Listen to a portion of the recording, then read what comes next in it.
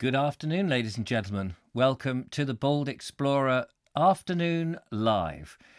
Hello, I'm Richard Vobes, the Bald Explorer, and I'm coming to you from my studio. Now, normally, I do a live in the morning. I say normally as if these are in normal times, but recently, perhaps is a better way to say this, that I do a show where I'm reading to you in the morning at 9:30, something called J.B. Priestley's English Journey.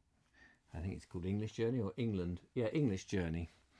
And I do that in the mornings. But because I've then, in the afternoons, I've been putting together a video that I've edited as well as the morning video, I don't normally do a live in the afternoon. However, because I pulled a muscle in my back and it hasn't been easy to get out and make video for the second video of the day, which I thought had been a good thing to do to keep the content coming in these difficult times, I haven't been able to do one today. So I thought, well, rather than do nothing, let's do another live, but this time talk about something else. So tomorrow morning at 9:30, I intend to carry on with J.B. Priestley's book and carry on that reading, which I'm thoroughly enjoying. I don't know if other people are enjoying it, but I certainly am enjoying it. And I'm just going to turn my microphone up by just a fraction.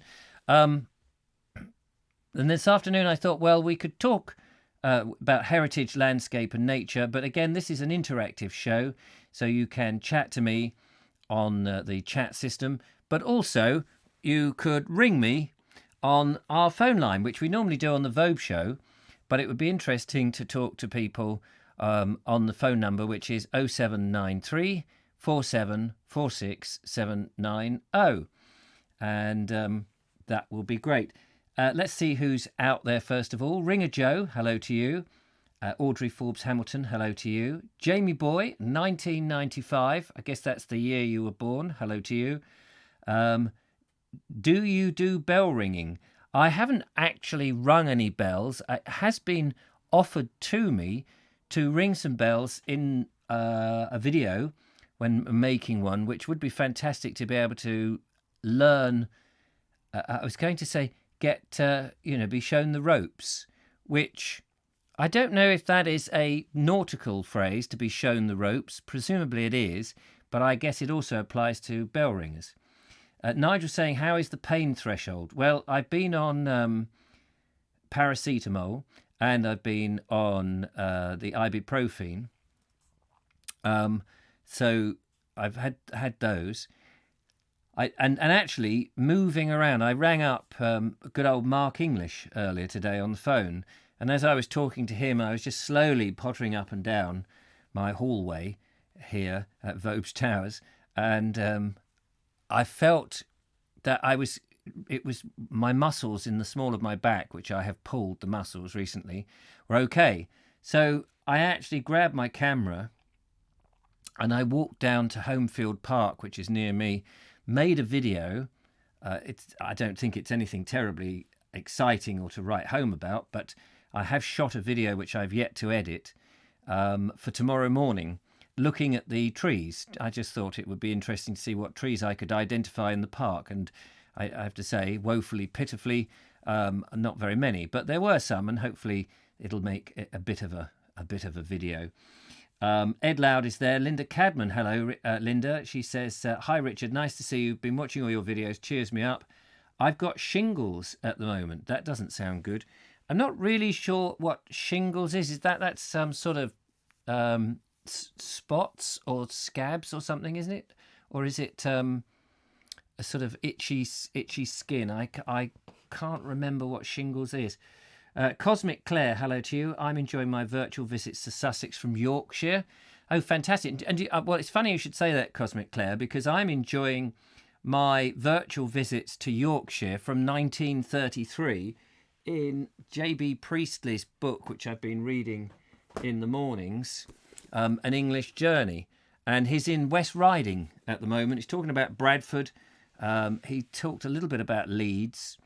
But mostly, and where else did he go? But I'm sure there's going to be more in Yorkshire. It isn't an area that I know terribly well. I have been to Leeds, and I've been to, what's the, not Leamington, is it Leamington Spa? I've been up there, and is it Leamington Spa? Am I thinking of that? Is that the right one? There's another spa town near Birmingham, which I may be getting confused with. But I think one of them's near Leeds. I've been over to Scarborough Way. That's in Yorkshire, isn't it? But the Dales and those sort of places would love to go and see. Haven't as yet. Leslie Couch, good afternoon. This is a nice surprise. Hello to you, Leslie. Yes, I thought, well, I hadn't managed to make a video this afternoon, so the idea is to make that up to you by doing something in the studio. Enjoyed the lanes. Thank you very much, Sean. Yes, that was a bit of because of my back, it was a little bit of a desperate measure. What can I do? Where is the least furthest place from my house? Oh yes, the back alleys and the Twittons. But it's amazing.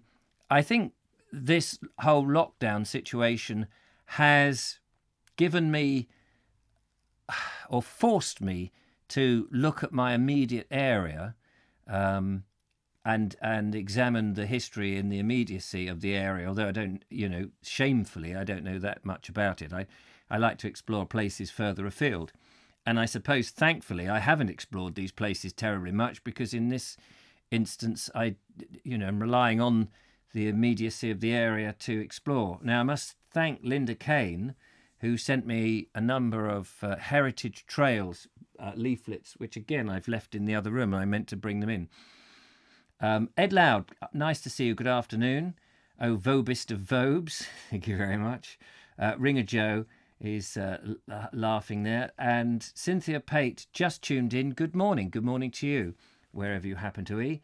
And Jeff Kellison is feeling for me. Thank you very much. I have got, it's funny, keeping moving is the best thing, but of course you can't keep moving all the time. You do need to stop. Boston Spa, says Cosmic Claire. Actually, it's interesting. I want to go and talk about books, and I've got a number of books. But there's a book on my shelf that looks at spa towns. We have got a call, so let's see who is calling in to the Vobes. I hope this is all working. I haven't given it much attention. Hello. Hello there, Richard. Hello, everyone. It's Ed Loud. Hello, Ed. How are you? Oh, doing very well, to be honest. Doing very well. How's your back doing? Well, my back it comes and goes. You know what it's like. 1 minute last night, I was in absolute sheer agony. And I think that's because, I don't know whether it's because it's the evening and I'd been doing a 2-hour show, as you know. And then trying to sort of, and you're horizontal as well, which doesn't seem to help. Really? Well, I think because you're... I sleep the other way up. Pardon? I sleep the other way up. Well, it helps with the sleep. Yes, I didn't mean that, you fathead. What I meant was you're horizontal and you sort of relax, and then if you need to get up, suddenly you start to use that muscle again. And I was just having severe pain. It did take me a long time to get up this morning and get dressed and get organised. And sitting here now with a cushion behind my coccyx, it's a little painful. I've got, but not as severe as it was. So as long as I don't move about too much. But then the movement is good because you're continually making the muscle work, which I think is... Very much so. I'm an ex-weightlifter. I don't look like it. But, the times I've pulled muscles in my back, and the worst thing you can do is just sit still and not move about. Honestly, it's the worst thing you can do. Yes. I mean, because I trained in mime years ago, doing isolation exercises, and so our bodies were our tools and that sort of thing. We occasionally would pull a muscle. It's like dancers, you pull a muscle, and you're so debilitated by it. Yeah.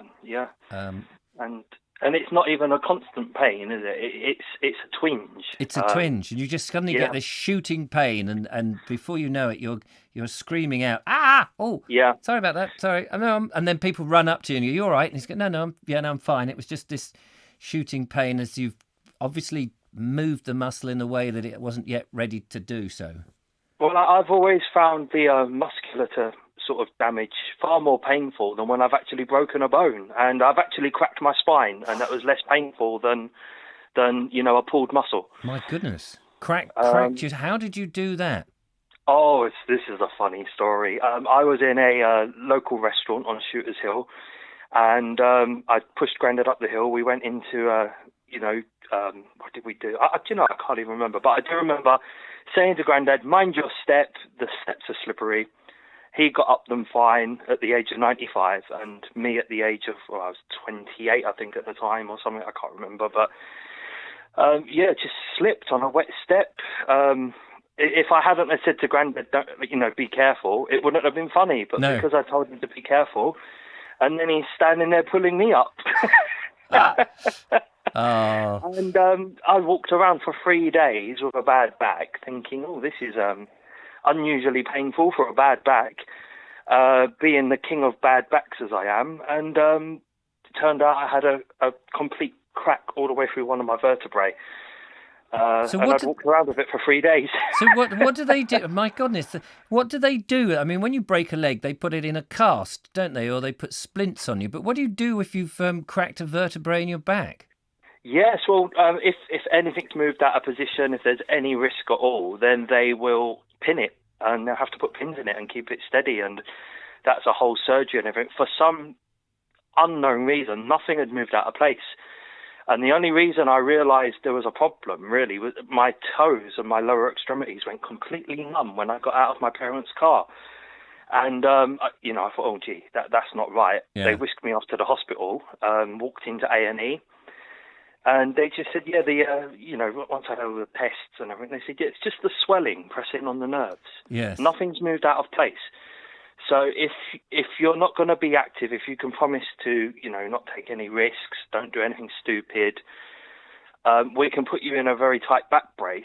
It had like metal springs and things in it, and that should do the trick. But you have to keep that on and just take it off for showering. Yes.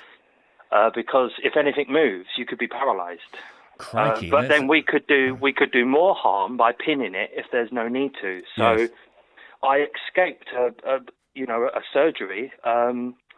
And apparently the fact that my back was so muscular was what held it together. Right, yes. And took the impact. So Well, I was very, very lucky. Could have been a lot worse. I think people forget that it is the muscles that hold us together, not the actual bones. Yeah. There's not much hope for me now. All my muscles have withered away like my brain. So are you saying that you can't do any weight training at all now? No, my back is as good as new. No problems. I was so fortunate. Yes. If someone had just slapped me on the back or something, it could have moved something out of place. Yes.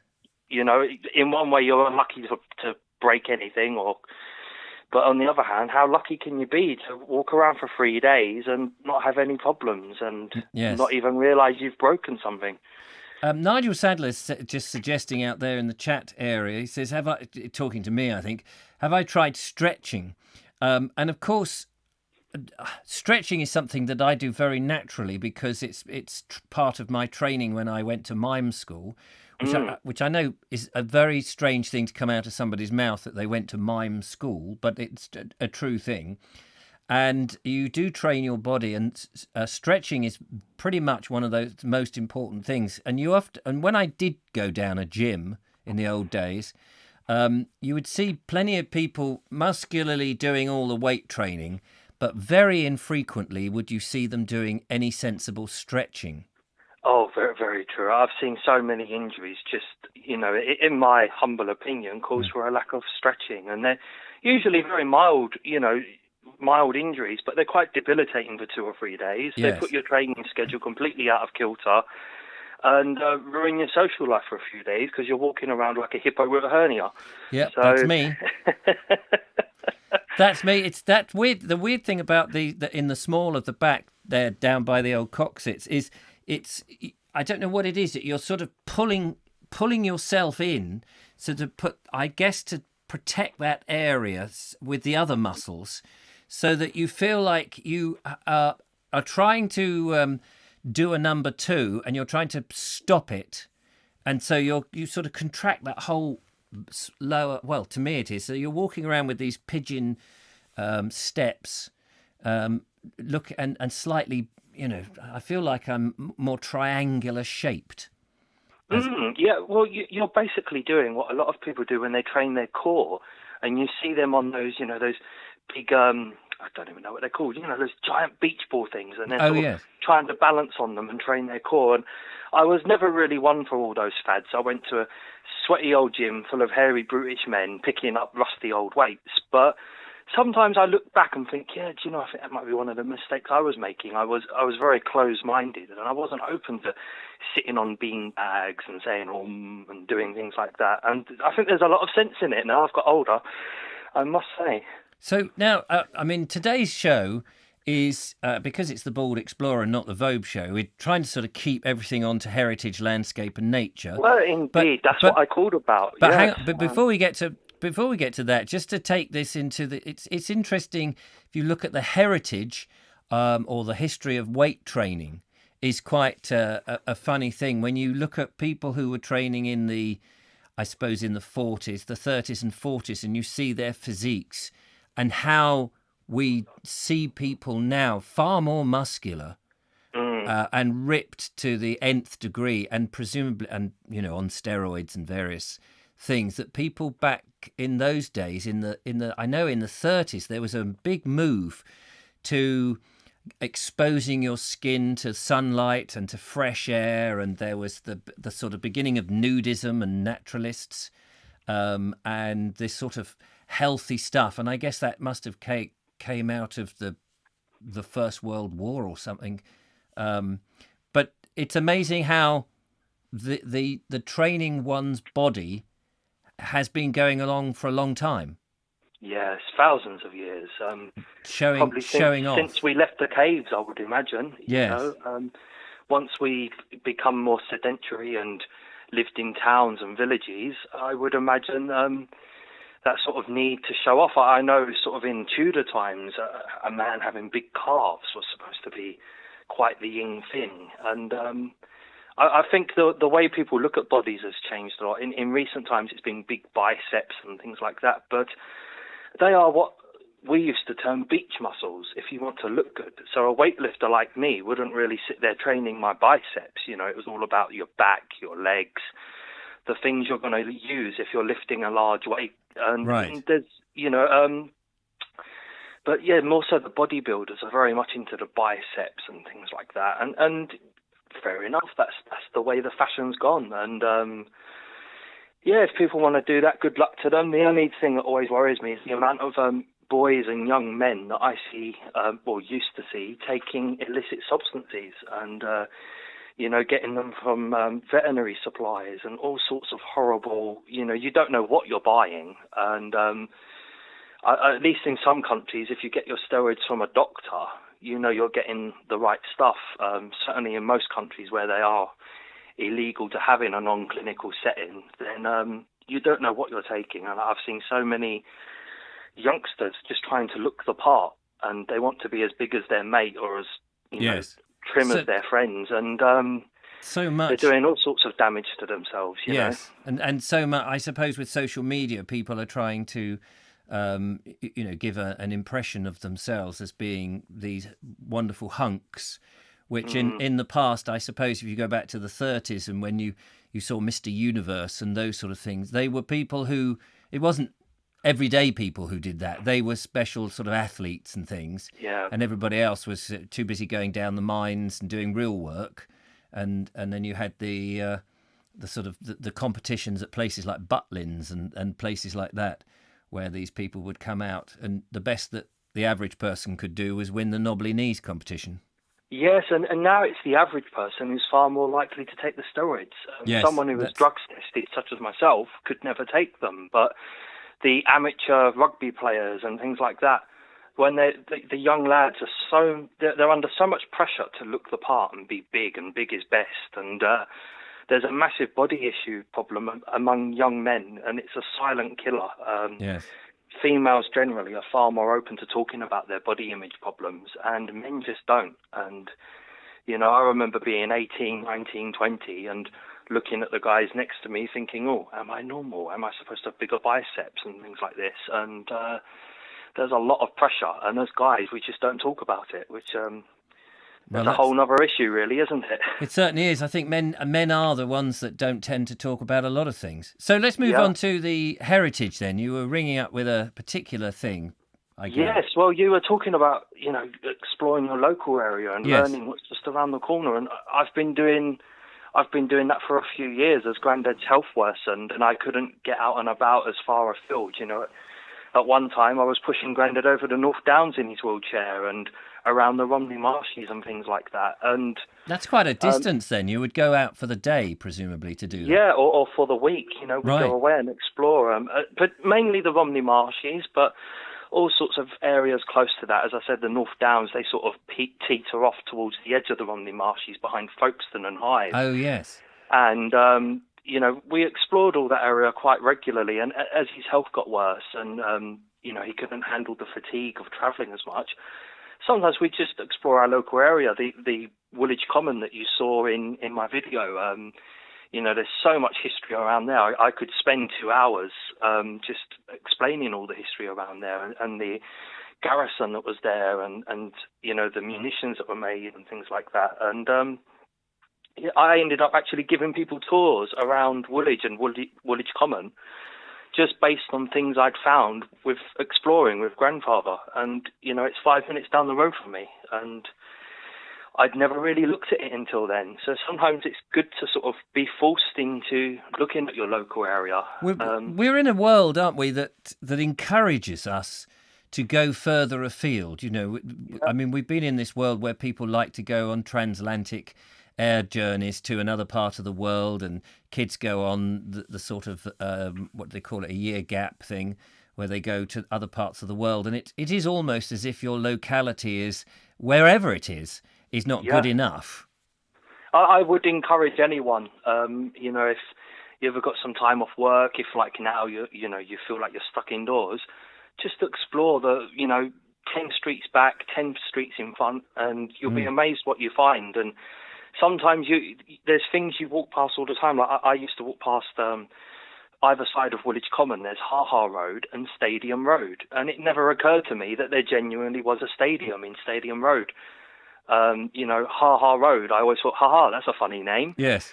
And I found out that, there was this massive ditch and it was called a ha. And, I could probably write books on what's within a mile of where I live in every direction. And Yes. I'm in a very built up, crowded area. So, yeah, it's interesting you say that because often you just, you read things like the names of streets and just take it completely at face value that Stadium Road, it's just down Stadium Road, and not then think, I wonder if the stadium was there. I had the same incident when I was seeing a lady in Shrewsbury, and there near her was Racecourse Road and things like the Gallops and things like that.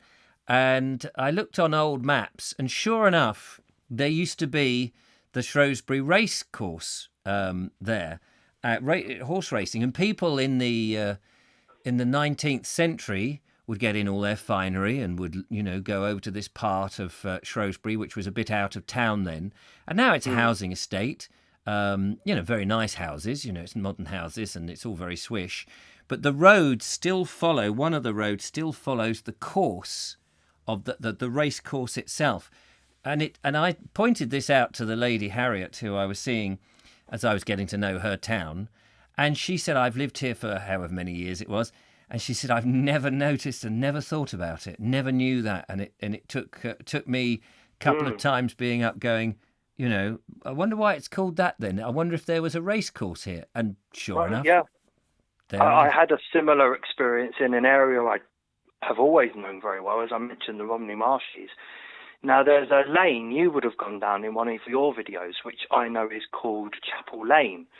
And it comes just off St Mary's Road, so you're a few miles outside of Dymchurch. And you did a video there where you explored this old, I think it was like a fallen down chapel or something. All right. And I actually used to bike ride around there all the time. And I saw this Chapel Lane and thought, I wonder if there's an old chapel.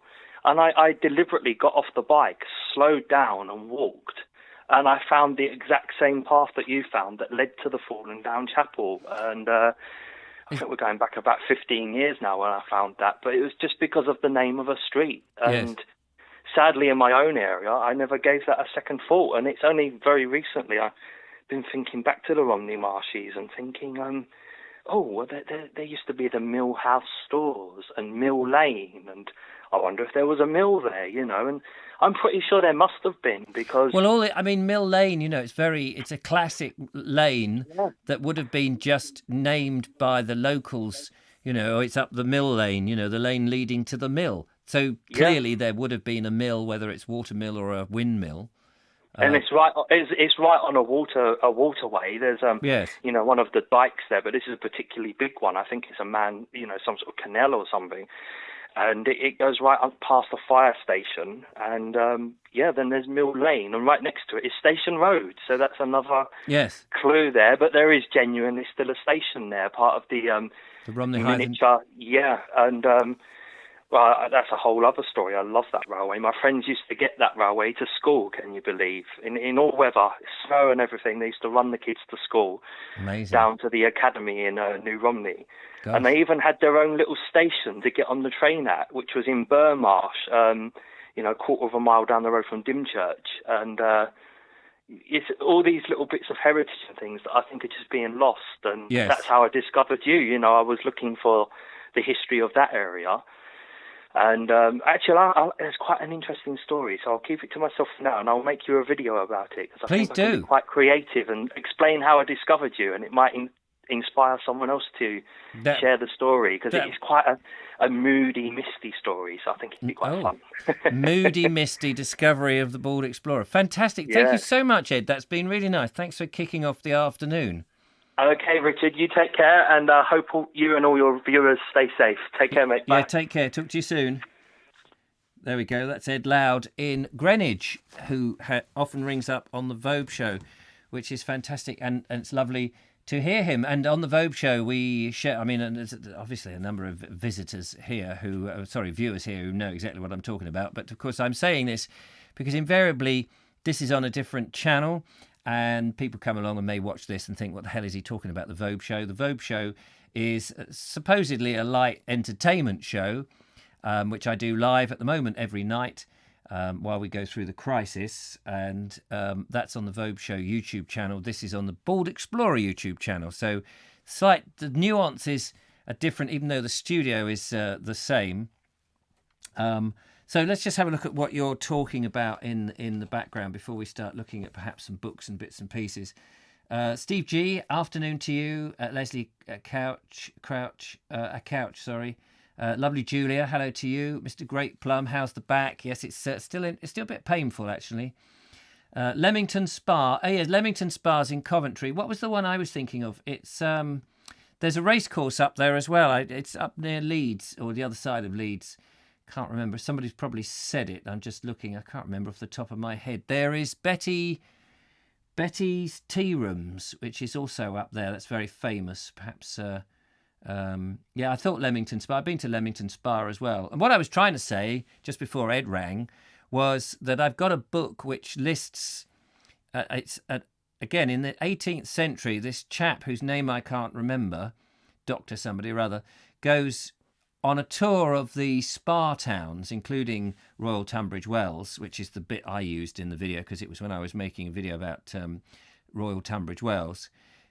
And it's a fascinating, he goes and he sort of talks about the different spa towns and how they came about and a bit of their history and what they look like. And it's a little snapshot of towns, but all looking at watering holes and the quality of the water and that sort of thing, which I know sounds a bit barking, but then I am. What have we got here? Michael Angel says the ancient Greeks trained for the Olympics. Yes, so going back to our weightlifting, exactly. So people have been training and looking after their bodies for a long, long time. Martha Evans says, after viewing the Dimwits pilot, which I made reference to in yesterday's or this morning's video where I walked around the alleyways and things, too un-PC for 2012, perhaps, I bethought me of one of my paternal favourites. I'm not quite sure what you mean by that last bit. Too un-PC for 2012. I can't think when I made it now. Trying to remember. It was after 1997. I may have uploaded it in 2012. I think I made it around 2000 actually, the year 2000. I may have uploaded it to YouTube in 2012. But yeah, we were trying to pitch TV programs. Anthony Hartley reminds us that fat people were considered wealthy in the past. That's right, because they were the ones who could afford to eat. That's right. And Graham Roffey likes the Cyberman headphones. These are DT100s. They were, and I think they still are, pretty much standard headphones across the industry.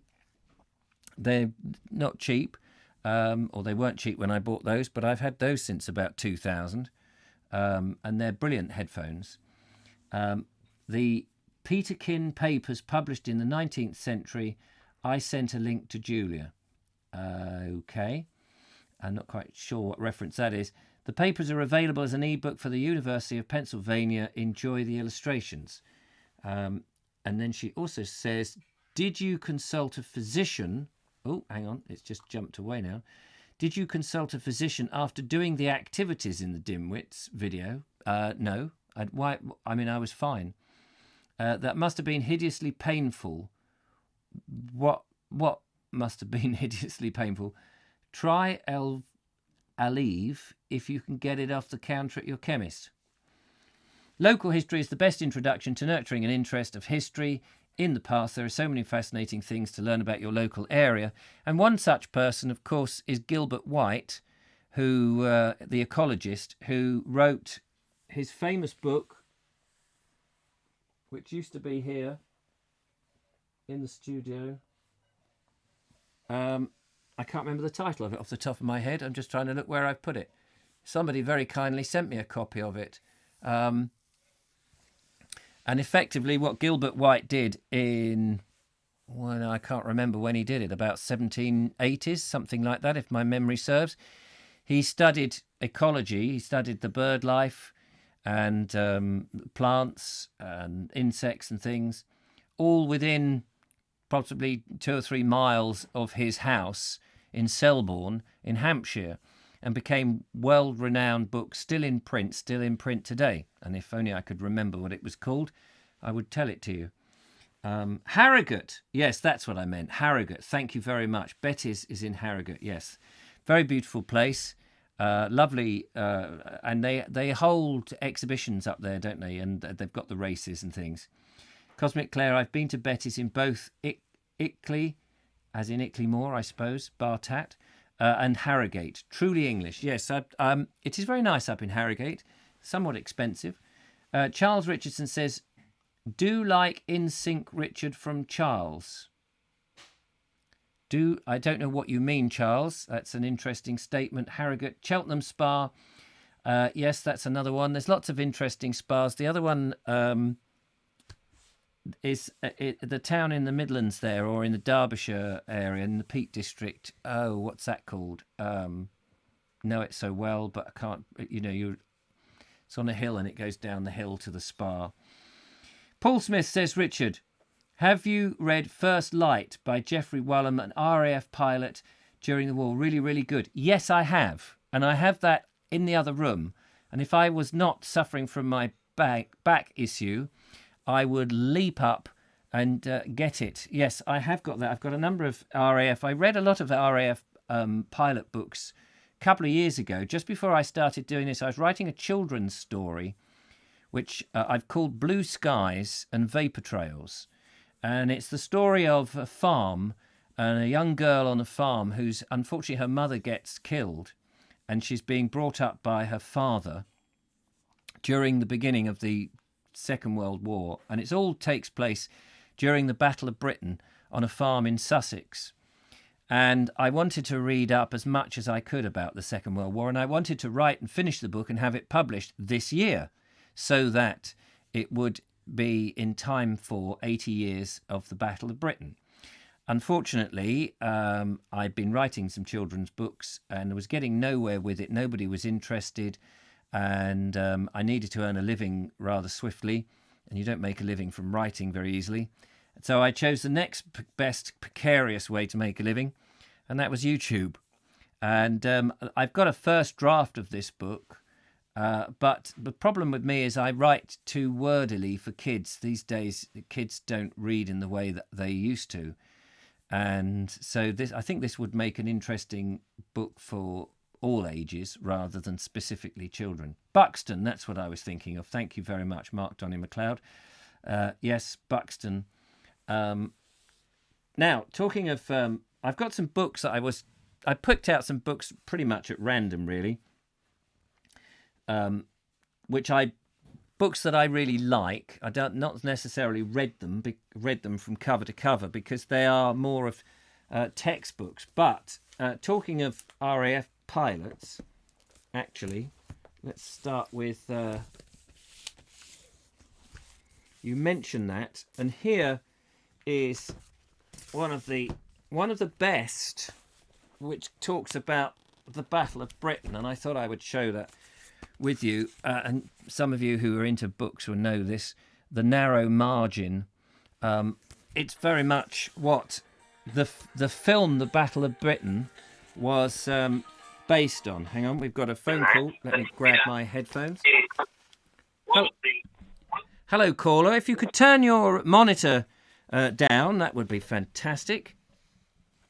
Hello. I love you, Daddy. Hello, who's that? Who is that? Hello? Gone. Okay, every now and again we do get children calling in. Sometimes, though, there are some younger people who watch The Bald Explorer and actually, get something out of it. So I don't want to be too quick to dismiss them. But at the same time, obviously, they soon get bored. And clearly, if they're ringing me, they must be pretty bored. Take them outside. See if you can get a nice fine. That's what I would suggest. If you've got kids who are doing nothing and ringing up live streams like this, take them outside and show them parade them in front of police cars so that they get a good fine, and then take that out of their pocket money. Yeah, The Narrow Margin, Derek Wood with Derek Dempster, a fantastic book which talks... I think this was one of the first and definitive books about the Battle of Britain, and it talks about all the various elements. Len Dighton also wrote a very good book, but there's hundreds of them. I mean, they just came out. There's hundreds, and I've got quite a few books about that, which talks about all the different aeroplanes that we used and the pilots and the and of course there's classic photographs in there that we're all very familiar with. If you're interested at all in the RAF and the Battle of Britain and that time, I'm fascinated. I stopped reading it when I started doing the Bald Explorer stuff, but I was absolutely fascinated when I was writing my children's book, and I wanted to get things accurate. And when I was writing Blue Skies and Vapor Trails, Blue Skies because in 1940 it was a great summer, and Vapor Trails because of all the dogfights up there, and the title, to me, I hope nobody nicks it now. I've suggested it, but I hope the title is not. I hope the title isn't nicked. It's very evocative of that period, and it's fascinating to me because I suppose a bit like this time, but very different from this time. We in Britain, particularly in the southeast, were on the front line for the very first time for, since like the Saxons and the Normans. We were on the front line, ordinary civilians, because prior to that, your militia or your armies would go off to fight the battles, whether they were over in Agincourt or wherever on the 100 Years' War or whatever it was. People, they would go off and do the fighting, and you would hear about it weeks or months later.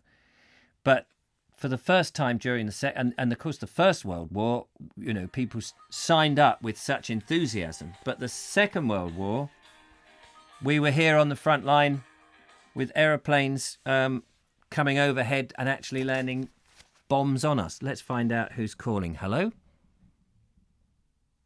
Hello? Oh, they've gone again.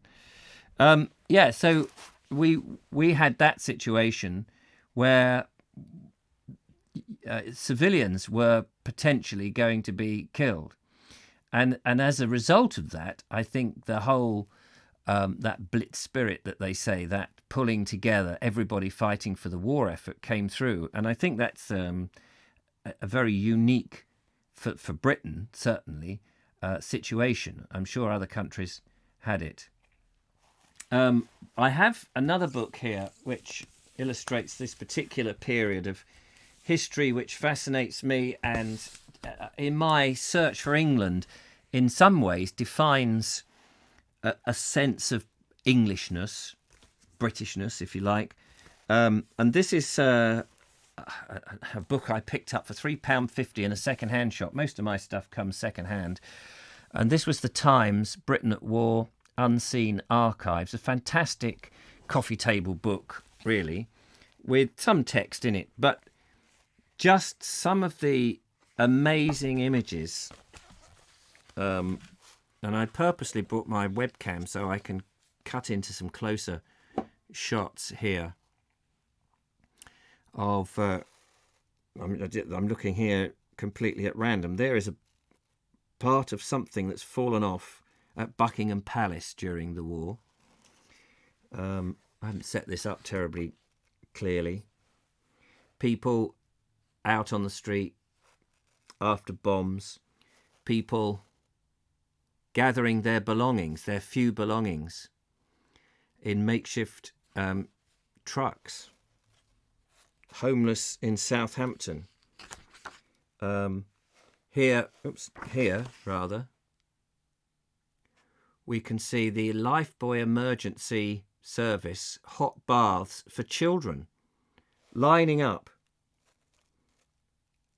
Homeless children queuing for a free hot bath. The service included free soap and towels and was provided by Lever Brothers. Quite remarkable. And this book is, it's amazing with these pictures of the Blitz and the damage that was being done, and how we managed to pull ourselves together afterwards. Drama above the skies. What does it say here? Barrage balloon. This is a barrage balloon shot down by German planes over Dover Castle, which is down there at the bottom. And what do we got here? A Nazi plane attempting to... That's at the top. Opposite top. A Nazi plane, it says here, attempting to pierce defences in London area that was shot down and crashed on this house. The woman occupant was sheltering in the passage and escaped unhurt. So, obviously the book is full of fascinating things that was charted by the Times newspapers. Sorry, the Daily Mail. Beg your pardon. Lied there. It's Daily Mail. Unseen Archives. Absolutely brilliant. Sean says, my grandfather was Australian light horse and ended up being a flight sergeant flying bombing runs during the Battle of Britain. That's amazing. That's wonderful. Julia says, Anthony, I would add, yes, they are all an object moving through and interacting with the air. Leslie says, I would think so too if flying high enough. Jeff says, I feel guilty about complaining about the food situation here when I see pictures of people who were truly suffering. I mean, people are always suffering in all parts of the world, aren't they? And there's a certain romance, I think, and a certain sepia quality to images from the Second World War that perhaps we look at it in not a realistic way. And I'm sure if people in 80 years' time looks at this time of how we've coped with the situation we're all in here, they may, the way it's all talked about may also look like it's a bit of a sepia look back and slightly rose tinted. And I think that's true with the Second World War. Although I will say, I mean, the thing about the planes, it was an era when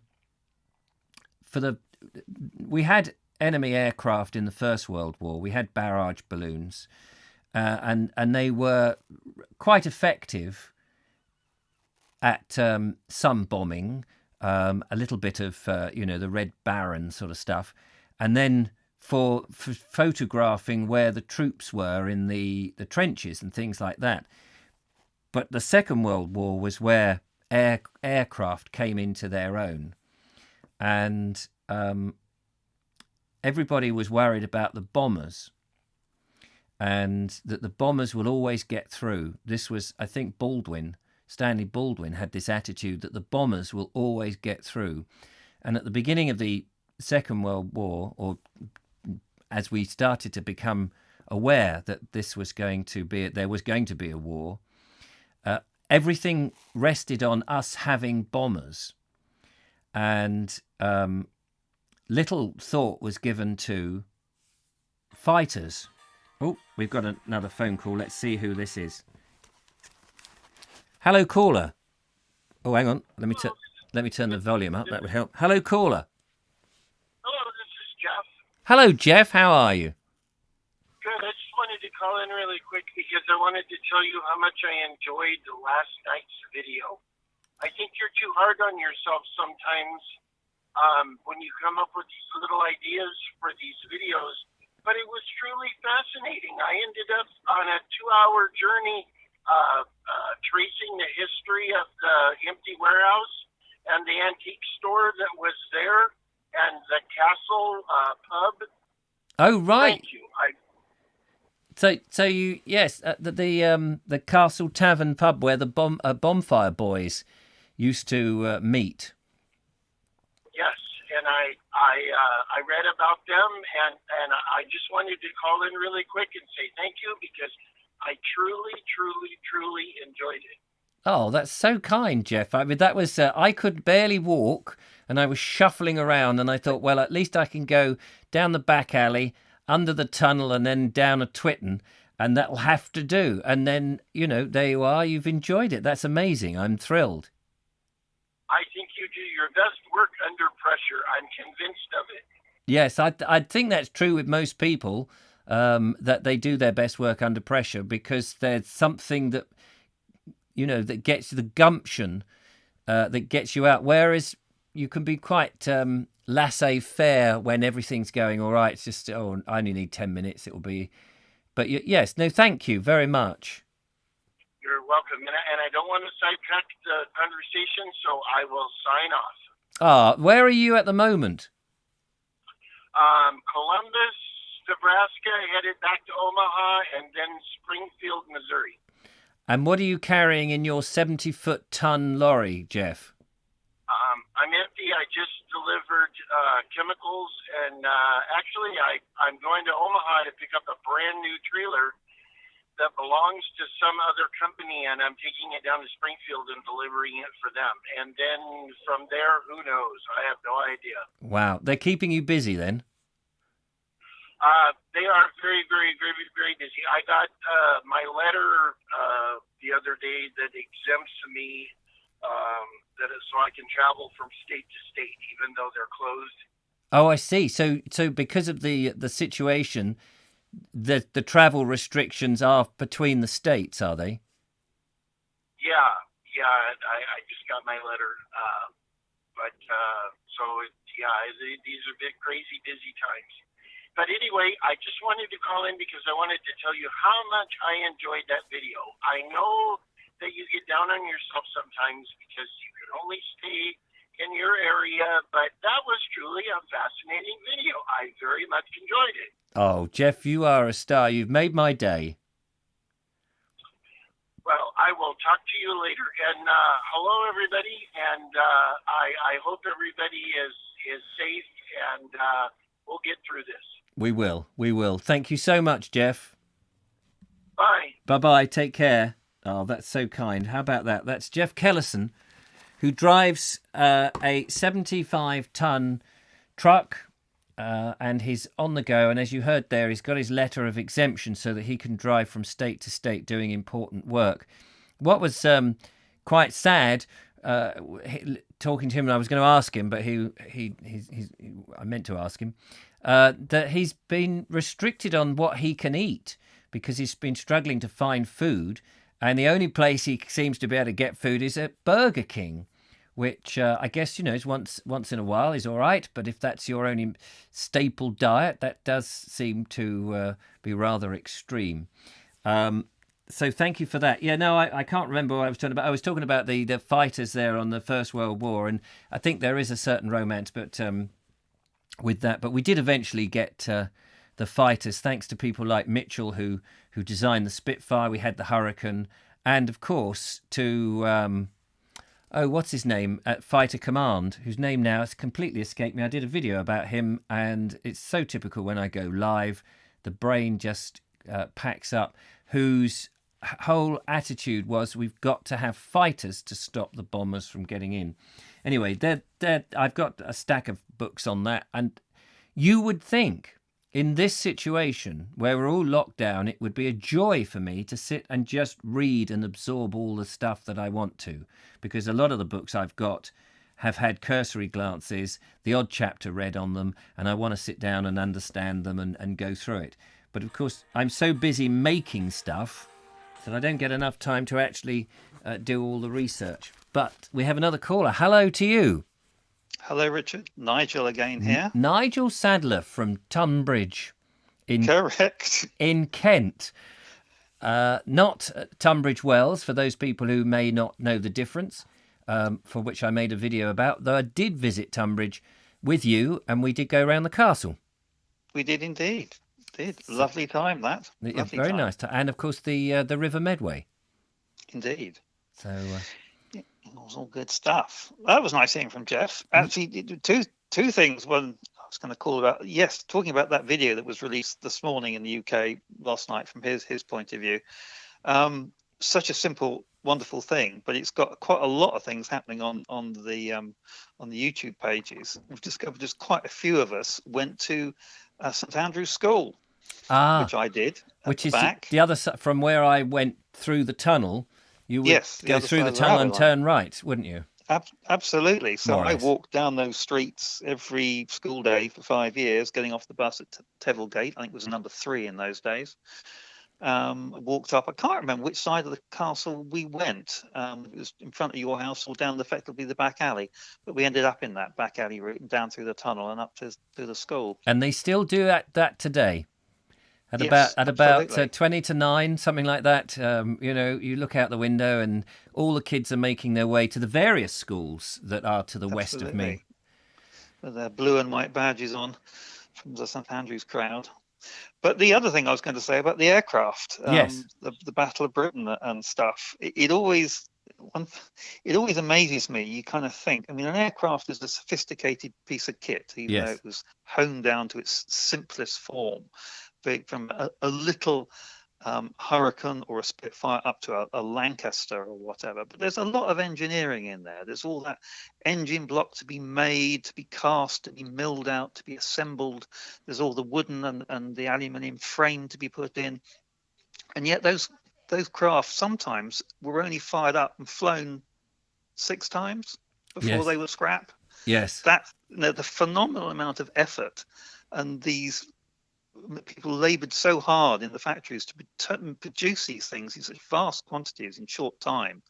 The things, I think it was Bevan, wasn't it, who got all that happening, got the aircraft being made in vast quantities, and yet it's just so many of them were flown for such a short period of time. Yes. My uncle lost his life in a Lancaster on a run out to Dresden, I think. It's all, it's just astonishing the amount of effort that was put in. Absolutely, and yes, and people were working, as you say, in those factories, and women were sort of involved in their droves, and in perilous situations, working those machines, making ammunition and cutting out all these little tiny bits that all then went into this puzzle that was the aeroplane, the bigger picture, being assembled in different places. And of course, at the same time, these factories are being targeted and bombed. Absolutely, they're prime targets. And so, not only are you trying to get the aircraft out so that you can battle against the enemy, but also, there you are. You may have spent weeks and weeks producing a whole load of very important parts, only to lose all of that in a bombing raid, and you've got to start again. Yes, yes, and you've lost the equipment, probably the manufacturing kit, which is even more valuable than the bits that they're making. All those lathes and drills and sheet metal work and all of that. It's absolutely astonishing. And of course, that's right at the birth of aircraft as well. Yes. Which is even more astonishing. Without the aid of computers, and people are drawing stuff on boards by hand. And it's just astonishing that these things could get off. But I think your point is so relevant, but so poignant, that all this effort for something that may have flown 5 or 6 times and then is shot down and lost, as well as the life, as well as the human sacrifice that went with it. Of course. It's Stuffy Dowding. That's right. That's who. That's what I meant to say. Lord Dowding. Yes. How I could have forgotten his name. I've got a couple of books on him, and he's one of my heroes. I think he's an old Tonbridgian as well, but I'm not 100% certain of that. I think we got something about him in the school. Oh, right. Oh, there you are. There we go. Yeah, no, fascinating. I was wondering if it's Beaverbrook you're thinking of instead of Bevan. Oh, Beaverbrook, yes. I think that's the one, yes. Because he was the name just sticks with his factories and stuff. Yes. An amazing time, and when the country all pulled together in a way. But of course, I was listening to somebody on the news the other day comparing the country, the situation we're going in with the war, and they said, of course, the people have this image, this rose-tinted image that everybody pulled together and all the rest of it. But of course, thieves were still out nicking stuff from blown-up houses, and there was all the black market stuff. So, people were still out for themselves, no matter what.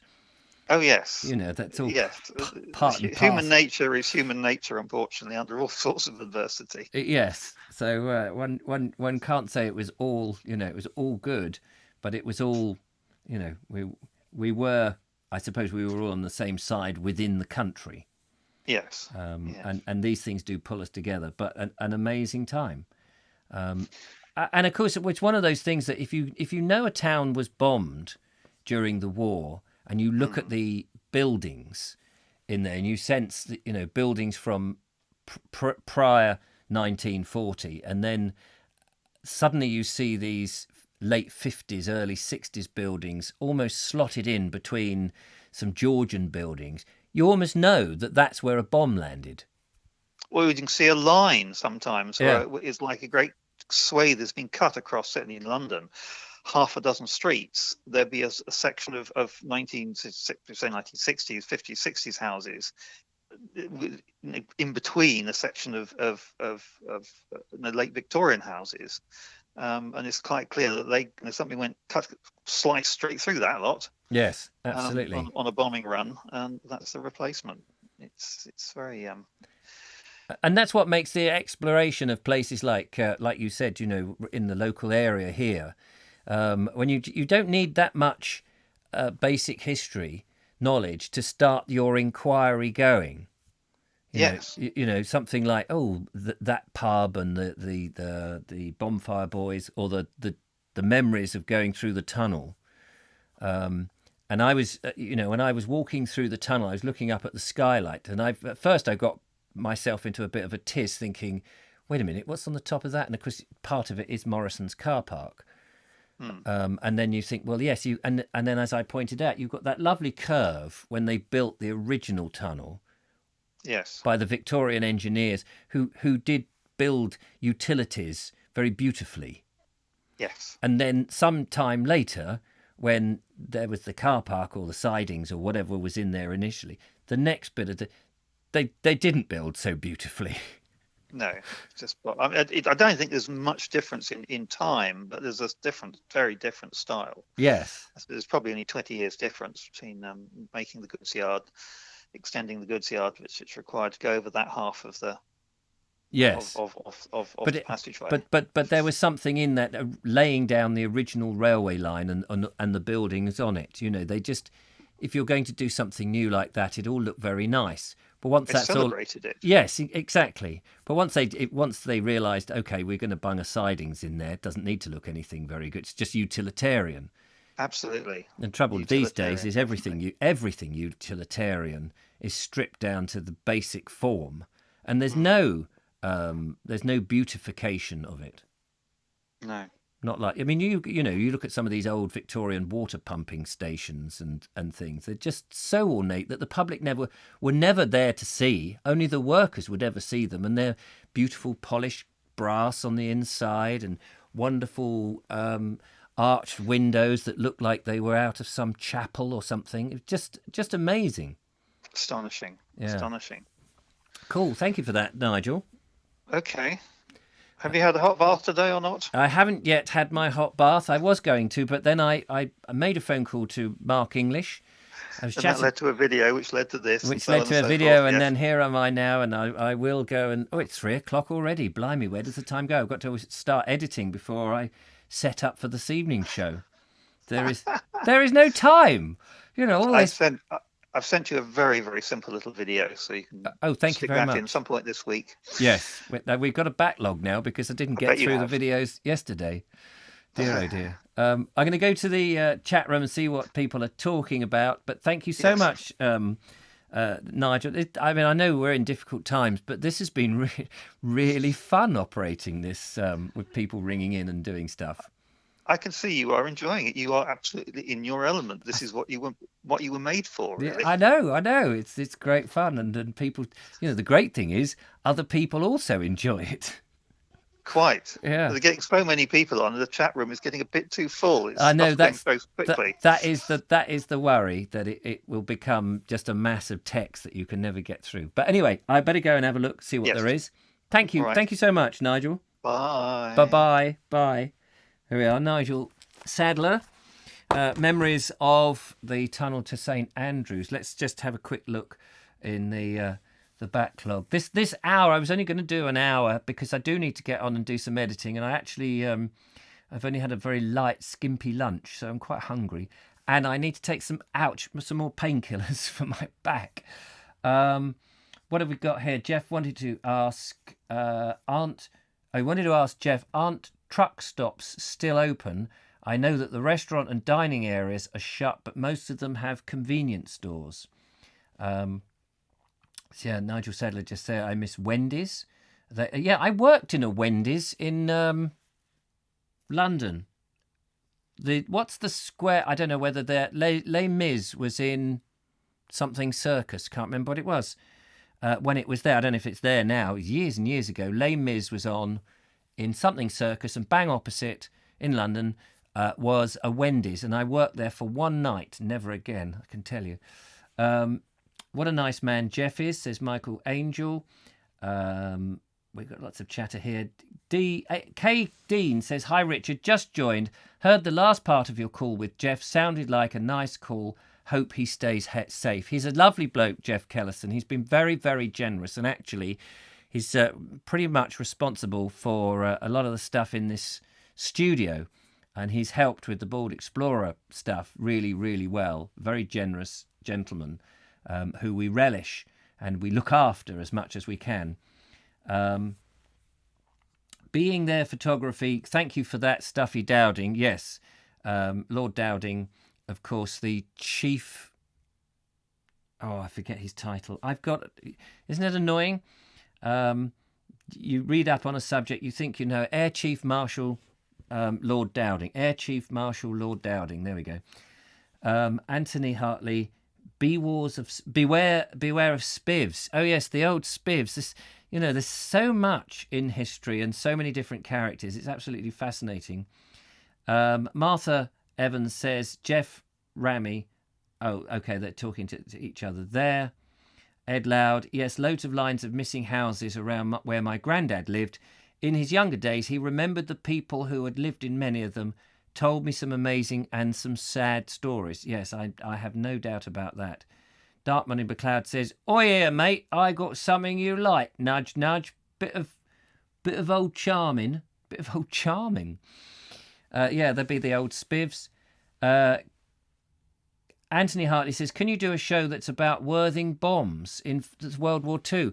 Yeah, that would make an interesting show. I don't know too much about that. I know there's a Facebook page, Worthing or Sussex at War. I need to do more research into Worthing at War. I wanted to do some videos where this year about the Battle of Britain and where certain planes had come down and where what buildings had been bombed.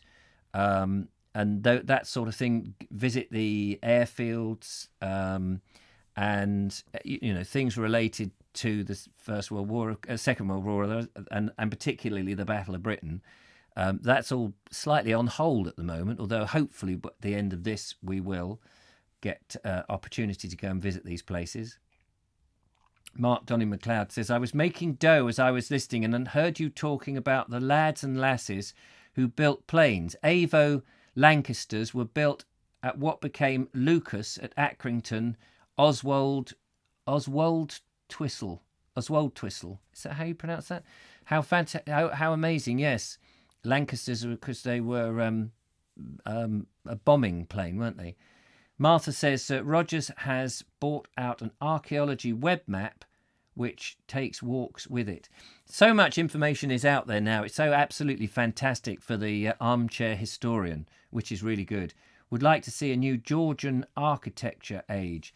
I would like to see a new Georgian architecture age. If only the Palladian architecture. The Georgians, I think, were the epitome of aestheticism in terms of architecture. Simple, symmetry, proud, but beautiful. There was something about that. Roger Scruton wrote a fantastic book on the aesthetic, or the beauty of the aesthetic. I forget what it's called.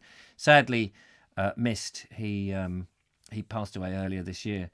Ed Loud, Richard, may I suggest a video-only show so often to reduce the backlog? Yes, I think tonight will be a bit of a video show because I've done a lot of talking and stuff today.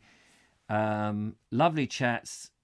Great to listen. Jeff Kellison, the only thing that we have here in the States that was built with the beauty and craftsmanship in mind, like the things you see in England, were built in the late Victorian times, like the old highway that goes in front of, I can't pronounce that, the Multnomah Falls, through the gorge that was built by the CCC or the WPA in the late 30s and early 40s, and I'm sure Ramaboo would agree. So that's interesting. What have you been? Yes, I remember, because I went to the States in 2006 and 2007, and I was told, and I was amazed how the lack of beautiful architecture. And I was actually taken to a house in Chicago by one of my listeners. And this house, we were told, he was an American listener, and we were told this house he was taking us was 100 years old. And everyone was very excited that I'd come all the way over from England, and I was going to be taken to this house that was 100 years old, a timber house that was 100 years old. And I walked through it, and of course, when they say a timber-built house, to me a timber-built house is one that's from the Tudor times or a Queen Elizabeth period, 400, 600 years old, possibly even earlier. Some of the ones in existence, made of great big, like a Cruck house, made of great big oak frames. And we were taken to a house that was effectively built out of what looked to me like 4x2s. It was 100 years old, and they said, what do you think? You're in a house that's 100 years old. And I didn't like to say that I live in a house that's 130 years old, albeit a terrace made out of brick. But I didn't want to, as they say, excuse my language, piss on his fireworks. And I said, it's amazing. And of course, it was a wooden house, but not in the way that we have timber houses. So that was fun. The Georgians like to use the golden ratio. Yes, that's right. There was just something elegant, I think. But then, there's something equally elegant, perhaps isn't the word, but charming, when you see those earlier houses, from those timber-framed houses that were built by the workmen to patterns, almost like an IKEA or an MFI that we have over here. That they would construct the timber-framed house like a bailiff house, the Wealden house. And you can discover the marks. One of the things that is often mistaken, you'll go around and people will see the carved marks on beams in the old Elizabethan type houses, and they will say, "Oh yes, this house was built from timber from ships." Now, actually, that's a myth. There were some houses, but they would usually be very much close to the places like Portsmouth and Southampton and those places. On the whole, that's not a truism at all. The timber-framed houses, the timber were marked up because they were put together by workmen to a pattern. So that's it. Barbara Charles says, I live in a house built in roughly circa of 1750. So we're not newbies at all. No, absolutely. And I would love to live in a house that was from that sort of period. That would be absolutely good. Martha is laughing her head off. Hudson Villa, Georgian, quite lovely. The Georgians got the golden ratio from the Romans and the Greeks. That's right. That some of the classic period. We all think we're ever so clever here in the 21st century, especially the new architects with their steel and glass and goodness knows what, and the brutalist stuff from the 1960s. But I always think with architecture, the people who want when you go to a place like Shrewsbury in Shropshire, that has a mixture of Elizabethan timber-framed houses intersprinkled with some very, very beautiful Georgian houses. And it's a beautiful ancient market town. And people go there as visitors because it is a very beautiful ancient market town, and the architecture is sublime. It's added, the bonus is you've got this horseshoe effect of the River Severn that goes around it, almost making it into an island, if you like. And you've got the castle and the castle gate at one end, and it is a very beautiful. And luckily, it's got this river with the English bridge and the Welsh bridge at either side. It's pretty much sort of west and east of this, and because you can't build any more into it, it's pretty well preserved. Obviously, it's got the outer area that is also got urban sprawl on it, but the other side of the river, just outside, you've got the abbey and the abbey grounds, and so much history there. It's just such a fascinating place. And what's her name? Ellis. What's her name? Who did the Cadfray Monk Mysteries? Somebody, Peter Ellis? No, somebody Ellis. It's gone. Anyway, it doesn't really matter. The fictional Cadfray novels. The point about that, what I'm trying to get to, and I'm waffling, is that people love to go to places that have identity.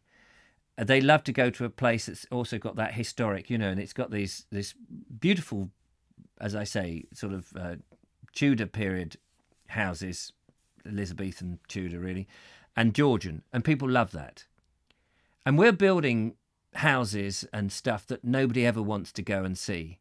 The houses that we're building and the places that we're building, Who's ever going to visit these places? I don't believe that in 100 years people will want to come and see these square boxes that we're building now. There's no charm, there's no elegance, there's no real history connection to it. And who is going to want to go and look around at square, mean windows with very few decorations and features on it? I just don't believe people will. And we're not building stuff with the long-term view that people will want to come and look at these places. And in Worthing, where I am, a lot of the Edwardian seaside town and a little bit of the 1920s Art Deco has been obliterated and got rid of for the sake of modern architecture, which is bland and boring and mean and just dismal. And it will not stand, we'll be lucky if it's still standing in 50 years. Kathy Owen says, hooray, found you live from Michigan in California. Different time, of course, yes. Mark Donny McLeod, my home will be 126 years old now. All stone terraces that have alleyways behind called ginnels that lead down to the hills. We have twittons, you've got ginnels. A bit like the gunnels in a way, isn't it? Like on a boat. I remember the homes of wood, said to be made of wood, in Buckler's Yard. You will still be filming around. Will you still be filming in Shropshire? It says being there. I want to come back up to Shropshire. I love Shropshire. It's such a beautiful county. And I want to explore Shropshire and Herefordshire, a bit more into Wales, where Monmouthshire. And I'd like to go into Flintshire, or is it not really called Flintshire now? Is it super? For me, this whole quest for the Bald Explorer, travelling around England, and not knocking Wales or Scotland, but just saying England because that's the bigger of the three. And I want to go into Scotland and Wales because they're equally fascinating and interesting. There is so much.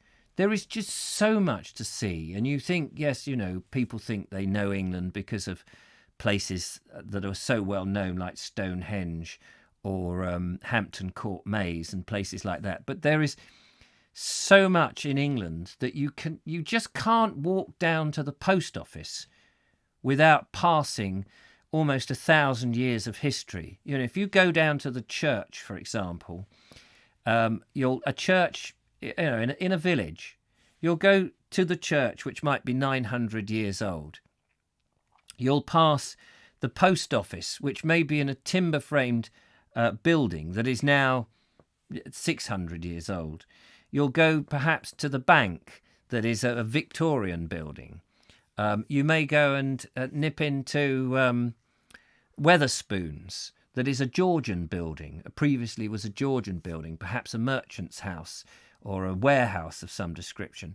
The up and down the towns in England, not the new stuff, but you cannot help but it may have modern brands on it that are ubiquitous up and down the countryside, but the fabric of the building will have changed so much that it's just utterly fascinating. And I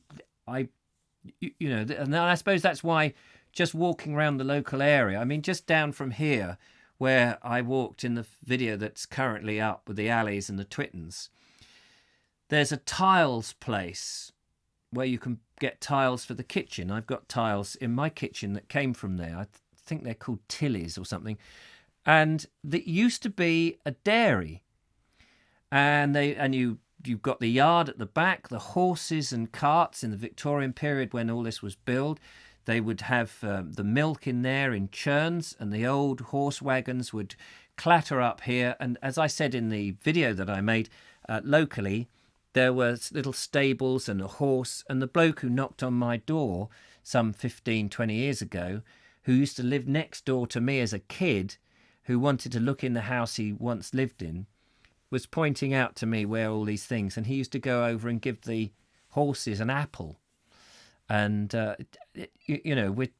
we take it for granted, and I think the younger generation, of course, they're so busy with their career and work and girlfriends and boyfriends and getting married and all of that. It's only when you reach your sort of 40s and 50s do you start to really take stock of who you are and where you've come from and how important that is to you living in this world. And we're just so lucky. And that's why I've never felt the need to go abroad to look for historic interest, because there's just a wealth here. I absolutely love it. I'm going to have to end this feed because I'm never going to get my edit done for tomorrow's video.